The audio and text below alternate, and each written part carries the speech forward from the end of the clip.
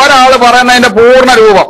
ഞങ്ങൾ ഷെയ്ഖുനായാലും എന്ത് കുനായാലും ശരി, ഒരു കുഴപ്പമില്ല. സെക്കരിയ അല്ല സെക്കരിയുടെ ഉപ്പാപ്പ പറഞ്ഞാലും ശരി, ദീനിലില്ലാത്ത കാര്യം ആര് പറഞ്ഞാലും ഞങ്ങൾ അംഗീകരിക്കില്ല. ഞങ്ങളുടെ വിശ്വാസം അത് ഷിർക്കാണെന്ന് തന്നെയാണെന്ന് ഇന്നലെ പച്ചയായിട്ട് അനീപ് മൈക്കെടുത്ത് പറഞ്ഞ്. അത് ഷിർക്കാണ് ഷിർക്കാണ് ഷിർക്കാണ്, അതിന് ഞങ്ങൾക്ക് യാതൊരു മാറ്റവും ഇല്ലെന്ന് പറഞ്ഞ്. എന്നിട്ട് മലയാള ഇസ്ലാമിക് ക്ലാസ് റൂമിൽ വന്നിട്ട് ഫിത്ന വരുത്താൻ പോവാണ്. അന്നേരം ഇഫരീത്താണ് നീ, ഇഫരീത്ത്. അതിനേക്കാൾ വലിയ പിശാച് ഉണ്ടോന്ന് എനിക്കറിയില്ല. 1 നമ്പർ പിശാചാണ്. ഞങ്ങളുടെ വിശ്വാസം ഞങ്ങൾ പറഞ്ഞു കഴിഞ്ഞ്, മനസ്സിലായ?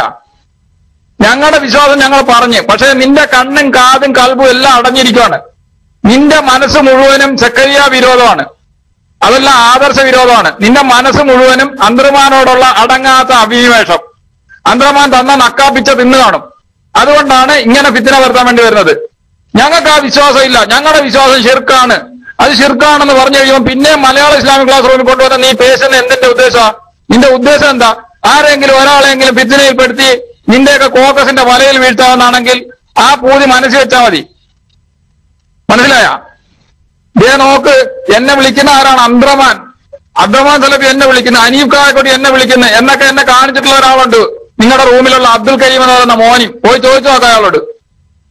അങ്ങനെ ആരെങ്കിലുമൊക്കെ വലിയ തലവട്ടപ്പന്മാര് വിളിക്കുന്നെന്നും പറഞ്ഞ് അഭിമാനം കൊള്ളുന്നവരല്ല, ദുരഭിമാനം കൊള്ളുന്നവരല്ല ഞങ്ങള്. ഞങ്ങൾ അതിലും വലിയവർ വിളിച്ചാലും ശരി, ഞങ്ങൾക്ക് ഒരു കുഴപ്പമില്ല. ഞങ്ങൾക്ക് അങ്ങനെ ദുരഭിമാനം ഇല്ല. അങ്ങനെ ദുരഭിമാനം ഉള്ളവർ പോയാൽ മതി അങ്ങോട്ട്. ഞങ്ങൾക്ക് ആ വിശ്വാസം ഇല്ല. ഇബ്ലീസെ വീണ്ടും ആവർത്തിച്ച് പറയുന്നു, നാരിയ സ്വലാത്തിൽ ഷിർക്ക് ഉണ്ടെന്ന് തന്നെയാണ് ഞങ്ങളുടെ വിശ്വാസം. അപ്പൊ പിന്നെ ഇനി മലയാള ഇസ്ലാമിക് ക്ലാസ് റൂമിൽ കൊണ്ടുവന്നിട്ട് നിങ്ങൾ ഷെയ്ഖുനായ സപ്പോർട്ട് ചെയ്യേണ്ടെന്ന് പറയണ്ട. ഒരു ഷെയ്ഖുനായും സപ്പോർട്ട് ചെയ്യുകയില്ല. പുന്നോട് അസീസിനെയും സൈനബായെയും പുറന്തള്ളിയിട്ടാണ് ഈ തൗഹീദിലേക്ക് വന്നത്, സ്വന്തം വാപ്പായ ഉമ്മായെ. പിന്നെ സക്കരിയ, പാടുകുറാബി,